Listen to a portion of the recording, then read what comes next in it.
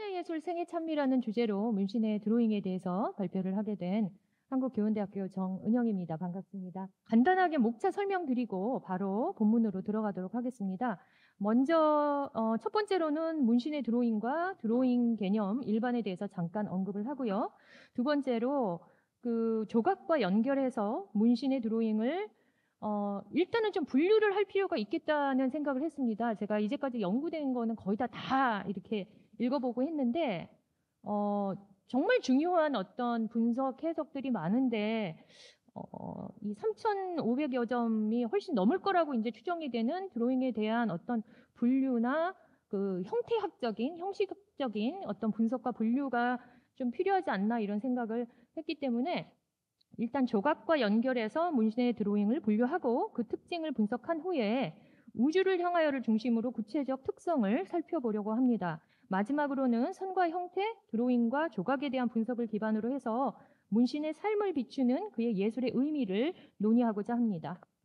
발표문이 굉장히 좀 압축이 돼 있는데요. 그중에 또 제가 그냥 골라서 이렇게 텍스트를 써 놓았기 때문에 나중에 이렇게 논문으로 나오면은 그때 한번 보시면은 더 도움이 되지 않을까 하는 생각입니다. 조각과 문신의 드로잉은 총 3,500여 점에 달합니다. 이는 미술용 종이에 그린 드로잉 외에 각종 지류에 남긴 스케치, 그리고 조형물 제작에 사용한 도안과 건축 설계도를 포함한 숫자입니다. 정확하게 확인하기 어려운 국내외 개인 소장품까지 모두 헤아린다면 그보다 훨씬 많은 양의 작업이 이루어진 것으로 보입니다. 문신의 드로잉은 조각 작품을 보조하는 아이디어 스케치나 예비 작업 이상의 중요한 역할을 차지해 왔습니다. 1967년 문신이 회화에서 조각으로 방향을 전환한 이래 드로잉은 줄곧 그의 조각 작품과 함께 제시되거나 단독 전시를 통해 소개되었고 1995년 그가 세상을 떠난 후에는 그 자체로 연구와 논평의 대상이 되어 자율적인 위상이 한층 공고해졌습니다. 문신의 드로잉이 지닌 풍부한 의미와 그것이 차지하는 위상을 정확하게 좀 이해하기 위해서는 무엇보다 그의 드로잉을 조각 작업과의 관계 속에서 파악할 필요가 있다고 생각했습니다.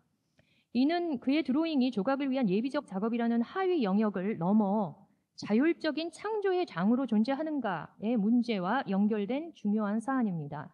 나아가 선을 그어 형태를 창조하는 드로잉, 그리기가 과연 그의 조형예술 전체를 관통하고 있는가, 그리고 궁극적으로 선을 새기고 형태를 세우는, 그러니까 드로잉과 조각이라는 그 조형적 행위가 인간 문신에게 실존적인 존재의 세움과 삶의 펼침에 진정으로 맞닿아 있는가 하는 근본적인 해석의 문제로 이어진다고 생각됩니다.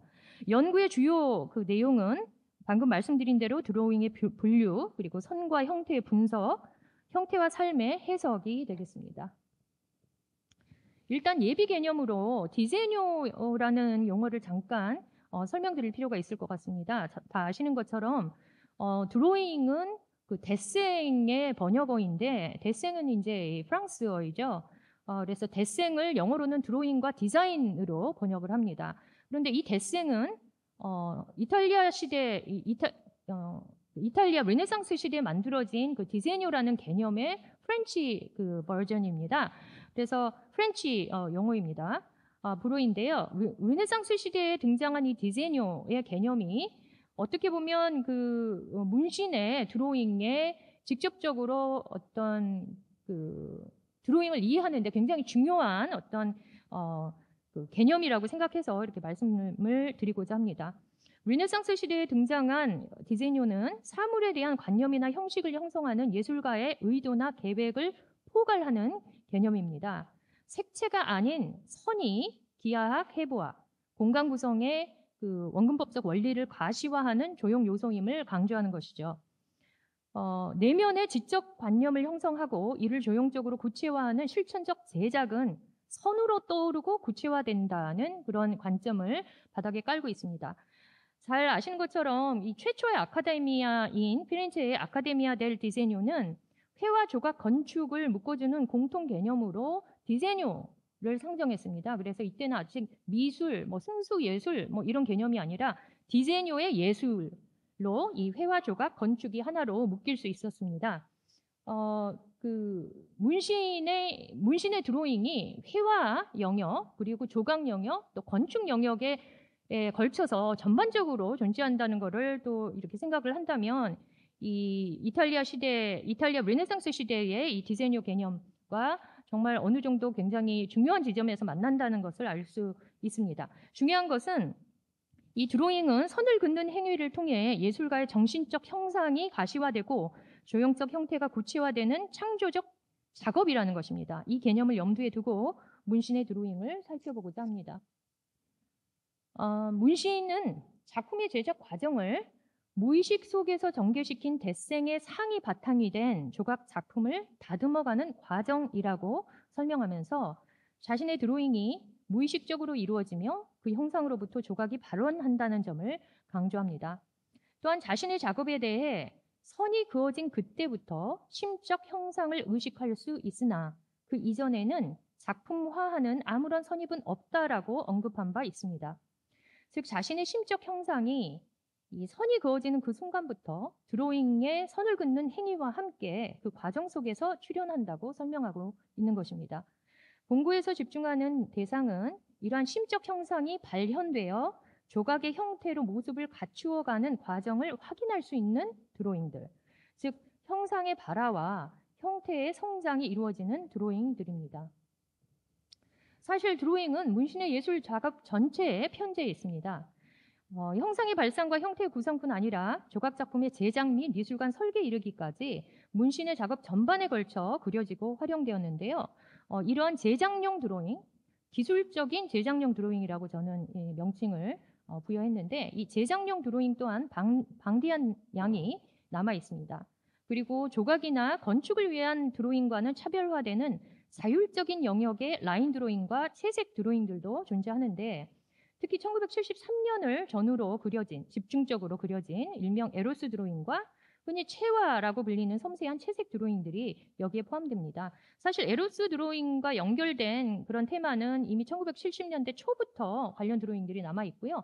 채색 드로잉도 1960년대 후반부터 또 제작이 되어서 1990년대 초까지 지속적으로 그려졌습니다. 본고는 제작용 드로잉이나 이런 그 에로스 드로잉과 채색 드로잉은 조각에서 유래하기는 했지만 아무래도 독립적인 그 회화적 드로잉 영역에 속한다고 보이는데요. 이런 제작용 드로잉이나 회화적 드로잉과 구별되는 드로잉, 즉 형상의 발상과 이 형태의 구상이 이루어지는 드로잉 작업을 집중적으로 다루고자 합니다. 무의식적인 형상의 발현과 조각적인 형태의 구상이 펼쳐지는 이러한 드로잉들은 조각 작품의 형상이 발화하고 형태가 성장하는 모태 또는 모체라는 의미에서 모태적 드로잉이라 명명할 수 있을 것 같습니다. 지금 방금 말씀드린 그 분류를 제가 표로 한번 작성을 해보았는데요. 보시는 것처럼 회화, 조각, 건축 영역 전반에 걸쳐서 드로잉이 이루어졌습니다. 일단 회화 영역을 보면 1960년 전에 사실적 스케치를 아까 그 이상현 선생님 발표하실 때도 일부 좀 보여주셨고요. 에로스 드로잉과 이 채화 드로잉, 그 채색 드로잉이 지금 저기 윗부분에 여기 보시는 게 지금 에로스 드로잉인데 에로스 드로잉은 성적인 도상이 사실 직접적으로 나타나기도 하고요. 또 약간 초현실주의적인 느낌이 나는 그 생명 형태적, 보통 바이오모픽 그 폼스라고 하는데 그런 생명 형태적 형상들이 보입니다. 그런 전체적으로는 선으로만 이루어졌기 때문에 선묘고요. 아래 보시는 이런 그 채색 드로잉은 각각 이게 이제 1970년, 87년, 93년에 제작된 것인데 굉장히 정교하고 완성도가 너무너무 높은 정말 아름다운 작품들입니다. 조각에서 유래는 했지만 거의 독립적인 영역을 차지하고 있다고 판단이 되고요. 제일 오른쪽에 건축과 관련해서는 여기 보시는 것처럼 그 사실적인 미술관 스케치, 또 굉장히 기술적인 설계도가 있습니다. 굉장히 많은 수가 또 남아 있고요. 중요한 조각과 관련된 드로잉은 방금 말씀드린 것처럼 크게 모태적 드로잉과 제작용 드로잉으로 나눌 수 있을 것 같습니다.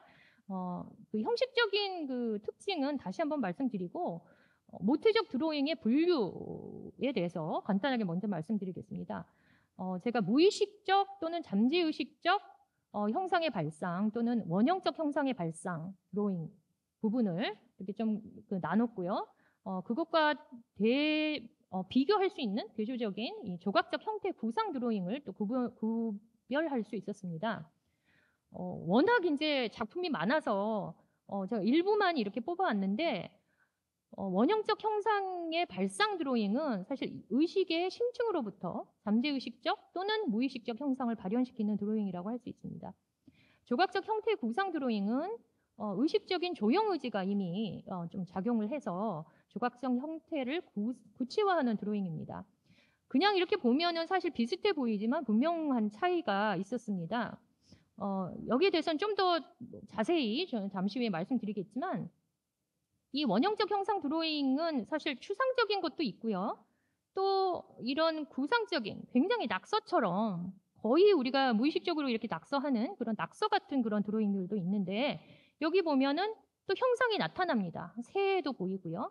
이런 것도 인간이 서로 이렇게 어울려 있는, 접해 있는 그런 모습인 것 같기도 하고요. 뭐 지형을 떠올리는 그런 이제 형상도 있고요. 그런데 이게 이제 어떻게 조각적 형태 구상 드로잉과 구별이 되는가? 사실 이 조각적 형태 구상 드로잉을 보면 확실하게 직립 상태에 있습니다. 그리고 좌우 대칭, 보통 우리가 시메트리를 좌우 균제로 여기 많이 번역을 하는데 좌우 대칭 그 형태의 이렇게 직립한 형태로 돼 있고요. 자세한 내용은 다시 한번 말씀드리겠습니다.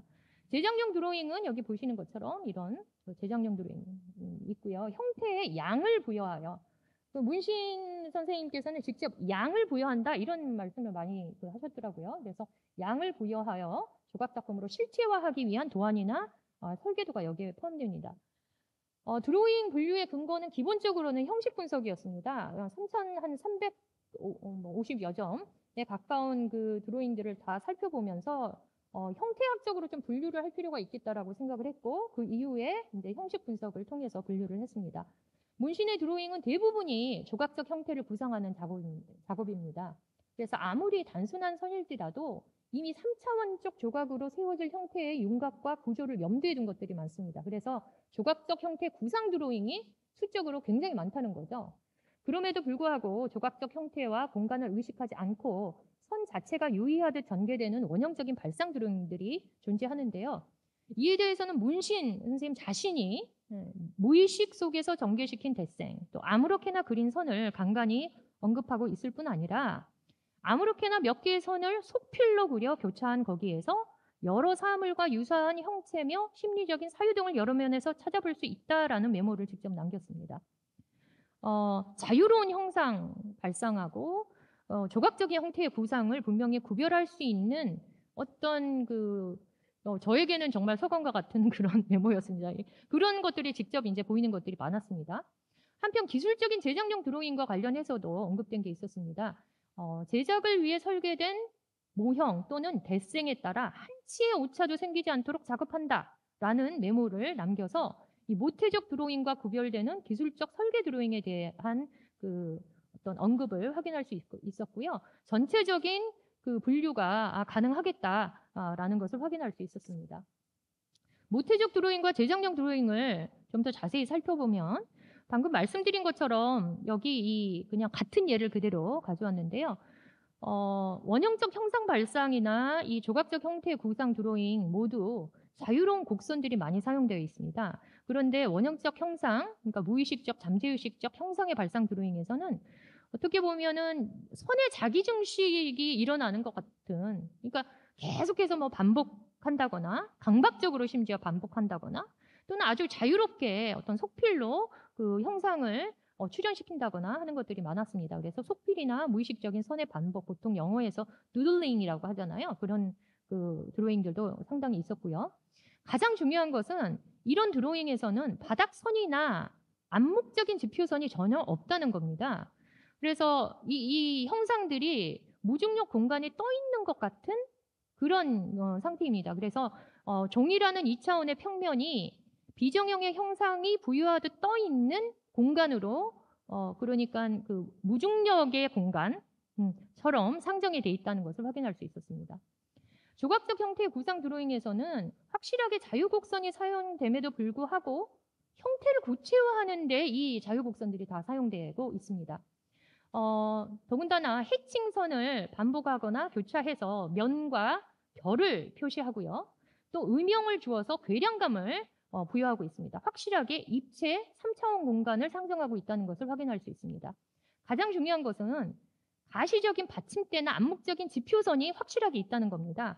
조각 작품이기 때문에 이 지표면 위에 서야 되는데 그런 어떤 3차원 공간이 확실하게 상정이 돼 있는 그런 이제 그 공간이라고 할 수 있겠습니다. 거의 모든 형태들이 직립에 필요한 다리를 지니고 있습니다. 중력이 작용하는 3차원 공간을 상정했다는 것을 확실하게 알 수 있는 거죠. 여기 보시는 것처럼 형태 자체에서 나온 그 다리들입니다. 또는 이 형태에서 다리가 나오기 힘들면 따로 다리를 만들고 받침대를 부여했습니다. 여기 지표선이 이렇게 보이고요. 제작용 드로잉은 제작할 드로잉의 조형물의 형태, 크기, 규모, 또 비례 구조를 수치로 정확하게 표시한 그런 이제 드로잉들이어서요. 확실하게 구분이 됩니다. 인면도, 조감도, 주변 환경을 포함한 그런 또한 디자인에 가까운 그런 드로잉이 굉장히 많고, 흥미로운 것은 작품을 제작했을 때도 직접적인 참조로 사용한 실물 크기의 도안들이 다 사용됐다는 겁니다. 이런 거는 르네상스 시대부터 있었던 건데요. 그냥 이거 그대로 확인할 수 있습니다. 물론 지금도 이렇게 대형 작업을 할 때 이런 드로잉을 옆에 놓고 작업을 할 수 있겠지만, 문신 스님 같은 경우는 확실하게 드로잉을 옆에 놓고 직접 작업을 하셨습니다. 그런데 이런 드로잉들은 다 사용 후에 폐기되었기 때문에 남아있는 게 없고요. 이런 그 제작 사진에, 사진 기록에 남아있는 상황입니다. 구체적으로 우주를 향하여 드로잉을 예로 좀 더 이제 심도 있게 살펴본다면, 우주를 향하여 드로잉은 이 관련 드로잉들이 굉장히 많이 남아있어서 굉장히 좋은 예가 됩니다. 그래서 자유로운 발상 드로잉과 조각적인 구상 드로잉의 섬세한 차이를 잘 살펴볼 수 있습니다. 우주를 향하여 드로잉은 1975년에 집중적으로 그려졌는데요. 그 대부분이 국립현대미술관과 창원시립 마산 문신미술관에 소장되어 있습니다. 그래서 직접 다 확인할 수가 있었기 때문에 굉장히 좋은 어떤 예가 됐습니다.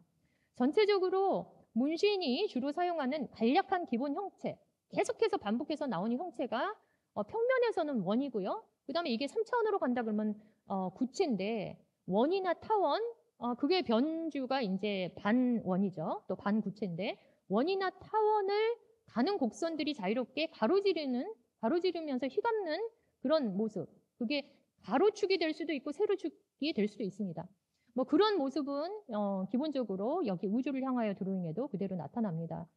여기 보시는 사진은 문희 선생님께서 이제 직접 이 작업을 하고 계시는 건데, 제가 이 작품에 특히 주목을 한 이유는 이 선이 하나의 띠로 독립해서 나타났기 때문에 이게 굉장히 중요한 작업이라고 생각을 했습니다. 드로잉이 기본적으로 선을 새기면서 형상을 발현시키고 형태를 구체화하는 작업인데, 그게 이제 조각으로 옮겨졌을 때 선을 보여준다는 게 사실 쉽지 않습니다. 선은 기본적으로 굉장히 추상적인 기하학적인 개념이죠.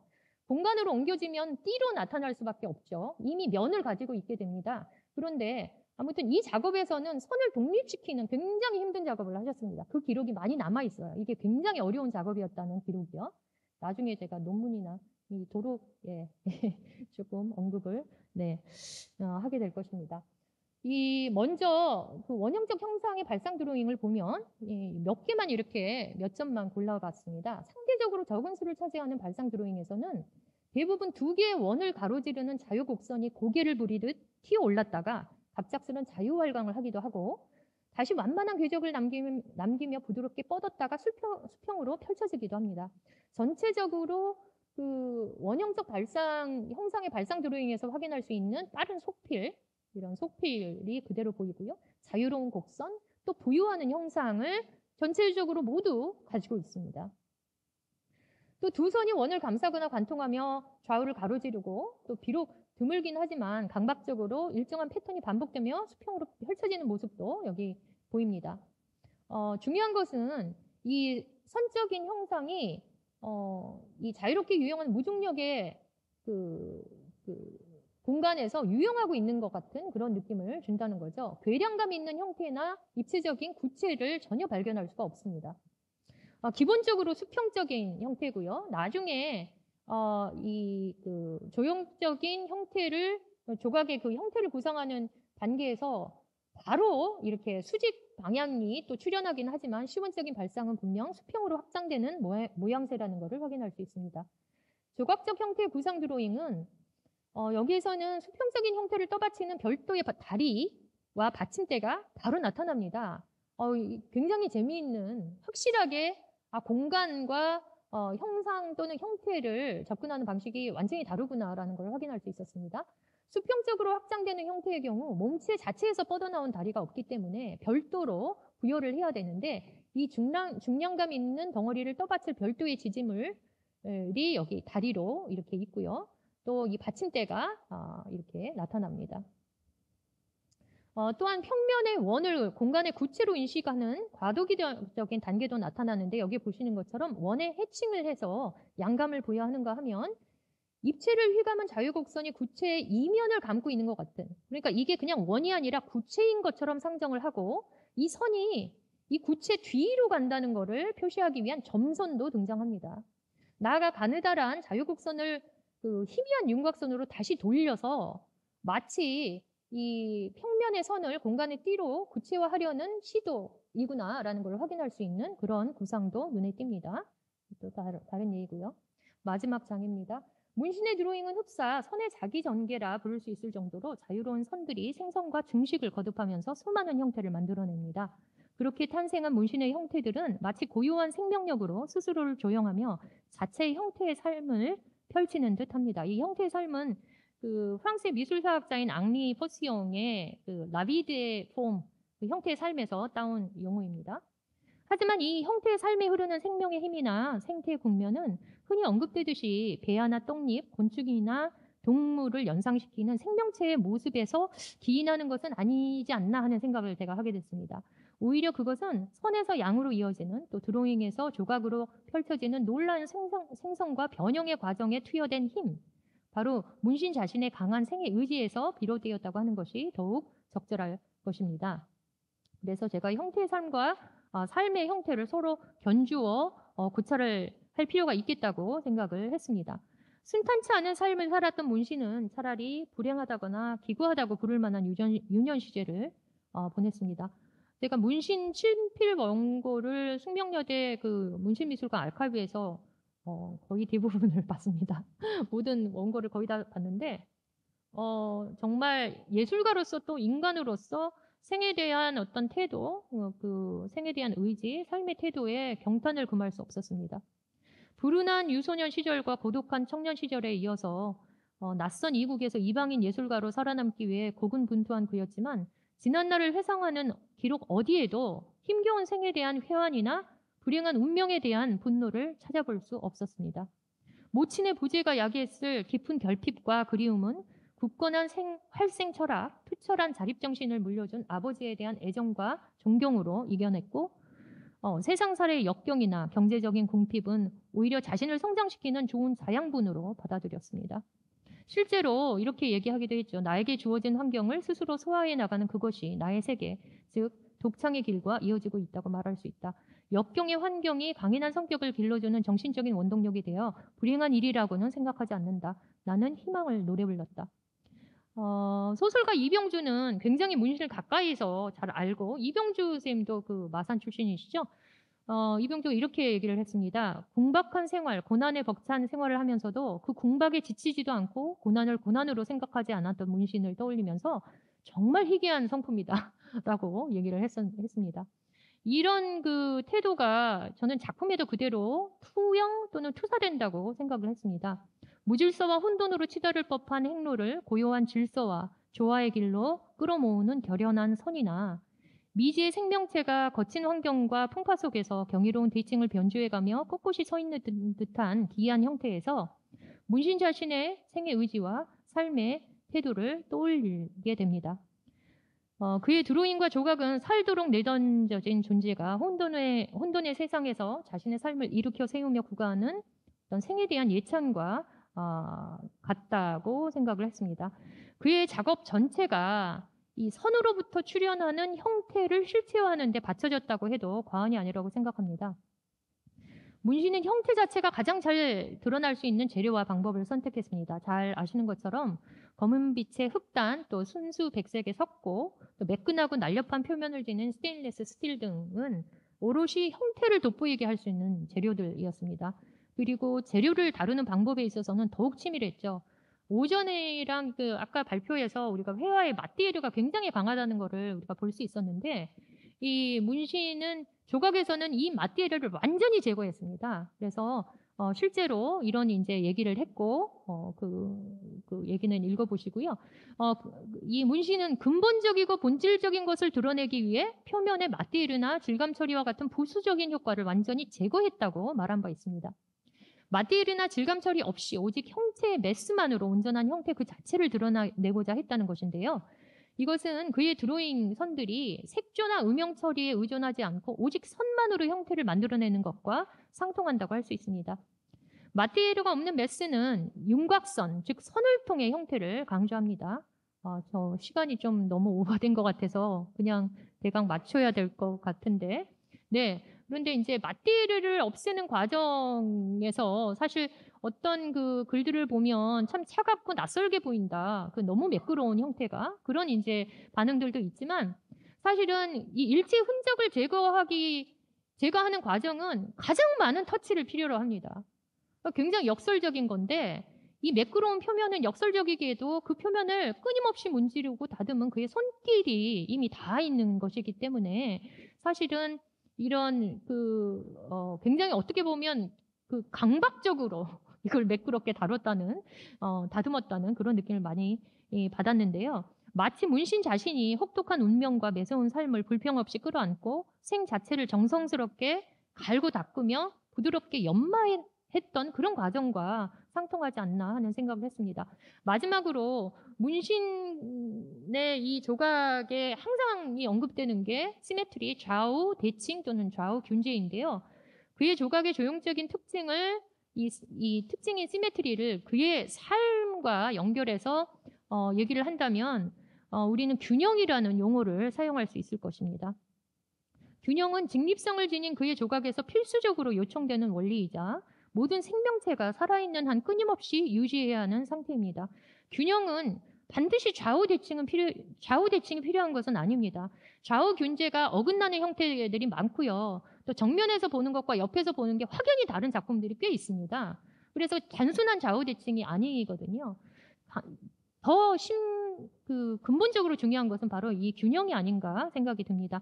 문신은 균형에 대해 상대성이 어느 쪽이든 기울어졌을 때 필연적으로 대두되는 것으로 그것을 바로잡는 방법이라고 적시하며, 동식물 또는 미생물까지도 공간 속에서 또 땅 위에서 안정을 취할 수 있는 빈틈없는 기능을 갖추고 있다라는 메모를 남긴 바 있습니다.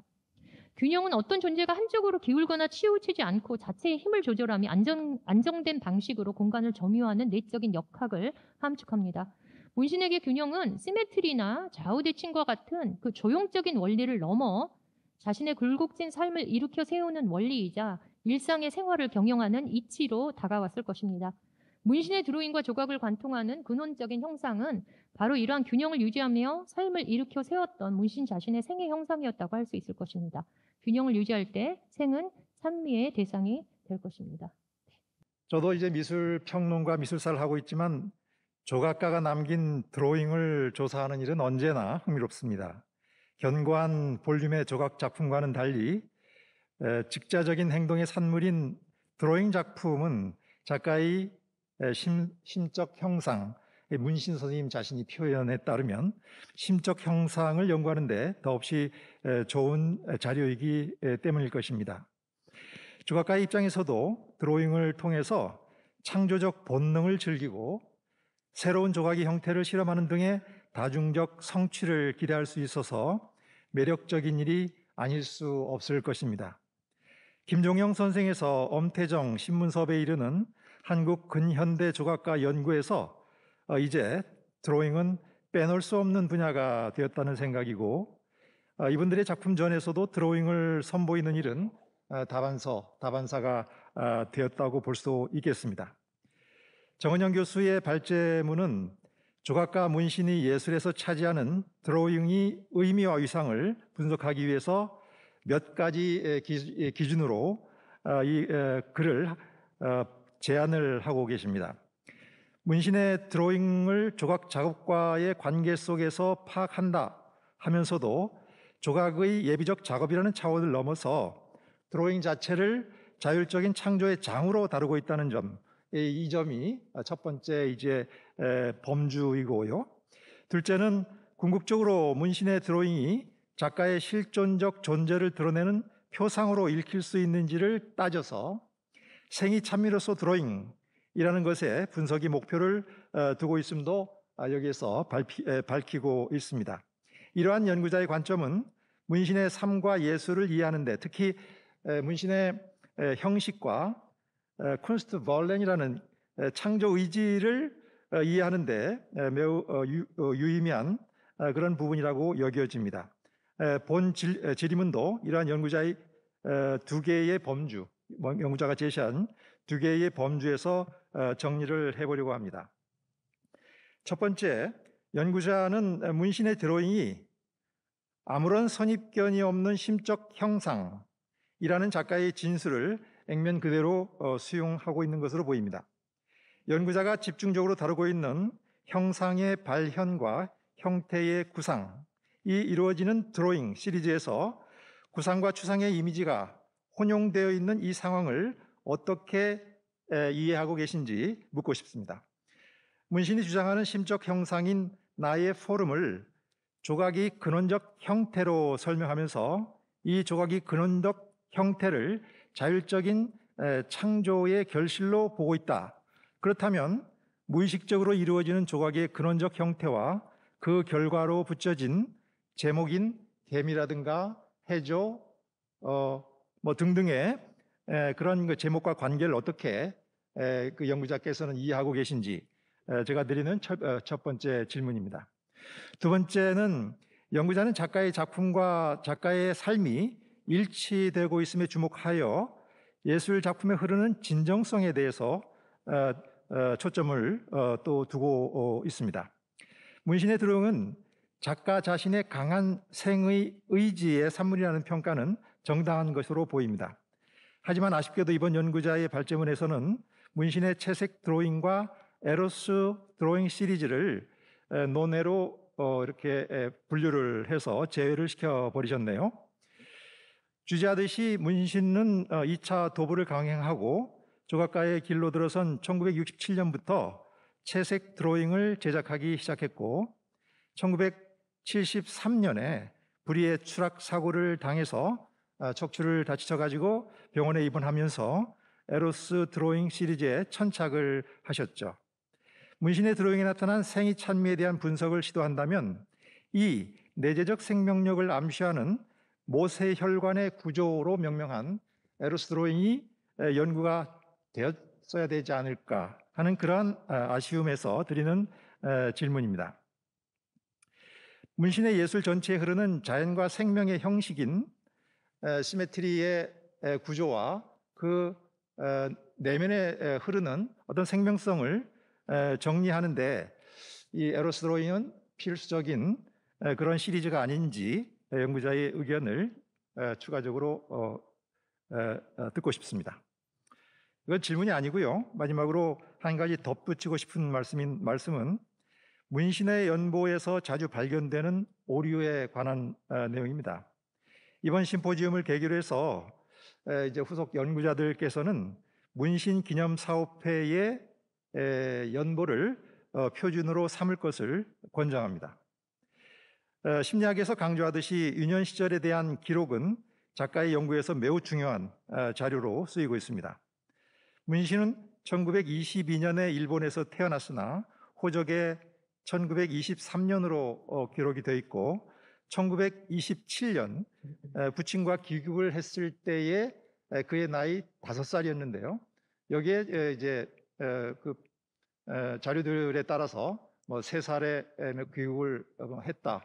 뭐 이런 그 오류들이 종종 발견이 되고 있어서 유년 시절의 기억에 대한 이런 연구들은 심리학에서 매우 중요한 이제 요소가 되기도 하니까 3살과 5살, 7살 이런 데에서 발생되는 오류들은 정리가 돼야 될 것으로 보이고요. 이 부분에 대해서는 여기 문신기념사업회의 이제 학예사가 한 분이 임명이 돼 있죠.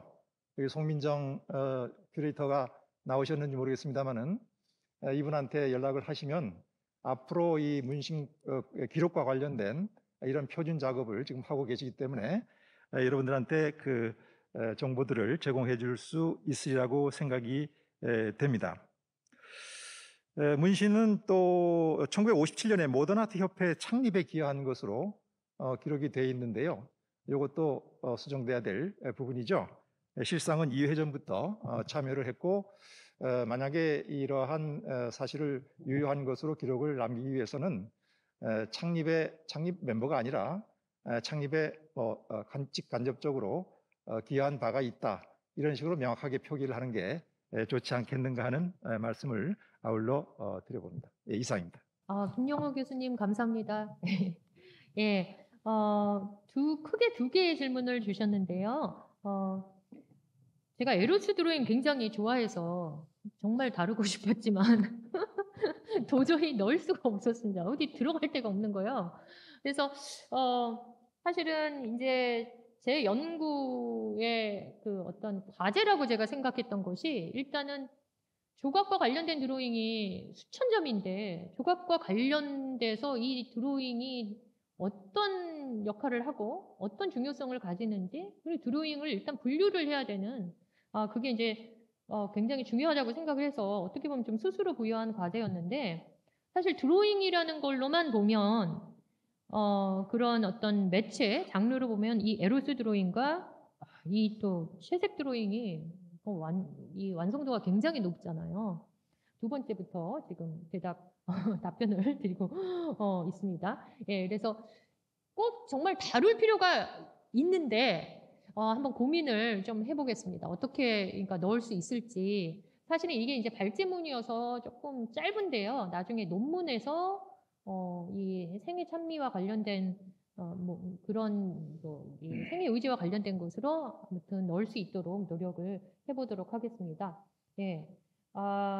그리고 이제 김용호 교수님께서 그때 이제 도록에 에로스 드로잉 그 글을 다 쓰셨고 그래서 또 사실 이미 연구된 것들은 될 수 있으면 겹치지 말아야 되겠다는 생각에서 굉장히 그냥 어떤 새로운 것을 해야 되지 않나 하는 또 좀 그런 의무감이 있어서 조금 이렇게 피한 것도 있었는데 이런 전체적인 어떤 그 생애 의지 측면에서 분명히 좀 언급돼야 된다는 지적이 합당하십니다. 그래서 최대한 어떻게든 넣어보도록 하겠습니다. 그리고 이제 첫 번째 질문에서 이제 사실 문신 쌤이 쓴 그 글을 이제 실제로 이렇게 쓴 글들을 이제 다 읽으면서 사실은 저희가 이제 비평을 하든 그 역사적으로 뭔가를 고찰할 때 작가의 그 글을 정말 페이스 밸류 그대로 그러니까 액면 그대로 받아들여서는 안 된다라는 사실 저도 그런 훈련을 많이 받았습니다. 그런데 이 글을 읽으면서 저는 굉장히 진정성 있는 바로 진짜 이거는 그대로 쓰신 거다 이런 것들이 꽤 많았거든요. 그래서 이제 사실은 이제 그 글의 진정성을 넘어서 이제 형식 분석을 하면서 이제 어떤 그 형상과 형태를 제가 이제 좀 나누면서 약간 형태의 구상이라는 게 약간 오해의 소지가 있을 것 같다는 생각도 했습니다. 교수님께서 이렇게 질문을 주신 거를 보고서요. 그래서 형상의 발현은 좀 추상적이고 형태의 구상은 구상적이고 이렇게 이제 오해를 할 수 있는 가능성이 제 글에 있었구나 하는 생각을 했는데 실은 이제 아까 이 발표를 할 때 제가 말씀드린 것처럼 사실 원형적이라는 거는 그러니까 무의식적인 또는 잠재의식적인 수준에서 출현하는데 추상적인 것도 있지만 오히려 원형은 아키타입이어서 이미지가 사실 있잖아요. 그리고 이제 예를 들어서 이런 인간의 형상이라거나 또는 앞에서도 발표하셨지만 어렸을 때 그 해변가에서 젖은 모래를 사실 두 손으로 모래를 끌어다가 뭉쳤을 때 여성의 어떤 젖가슴이 되고 그거를 길게 선을 그으니까 다리가 되더라. 그런 걸 막 적어 놓으셨어요. 어렸을 때 그렇게 했던 거를. 굉장히 어떤 유아 시기, 그 유소년 시기에 굉장히 중요한 기억인데, 그런 것은, 그러니까 사실 추상이라고 할 수는 없습니다. 그래서 여기에 이렇게, 그러니까 새 형상 또는 뭐 인간의 특히 여체, 또 어떤 그 생명체를 연상시키는 그런 형상들이 분명히 있는 것 같습니다. 그래서 아까 말씀드린 것처럼 추상과 구상, 그러니까 구상이라기보다는 우리 잠재의식에 어떤 형이 이미 많이 들어가 있다는 거죠. 제가 이제 여기 발제문에서도 쓰지 않았고 도록 글에도 이제 그거는 쓰지는 않았지만 아까 그 이상현 선생님께서 그 말씀을 하셨던 것 같아요. 많은 그 원형적인 형상들의 그 소스가 제가 보기에는 마산 지역의 그 바닷가 또 그 부드러운 언덕 그런 것들이 굉장히 많이 들어가 있을 거라고 생각합니다. 그래서 추상과 구상이 동시에 존재하고 특히 개미 같은 그 제목이 붙어 있는 거는 그 기록들이 이미 굉장히 많이 나왔습니다. 추후에 붙여진 제목이거든요. 그리고 이제 드로잉 같은 경우는 아예 제목이 다 무제예요.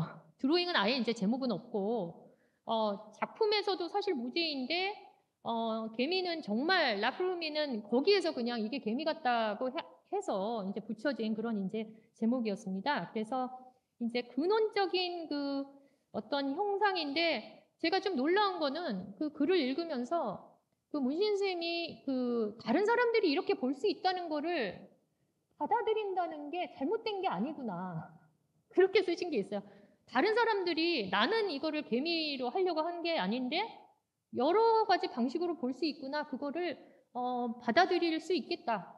그렇게 이제 쓰신 게 있더라고요. 그래서 그 제목을 이제 수용을 하시고 했던 거 있는 것 같습니다. 그래서 그 심적 형상이 어떻게 보면은 추상이든 구상이든 어떤 원형적인 어떤 그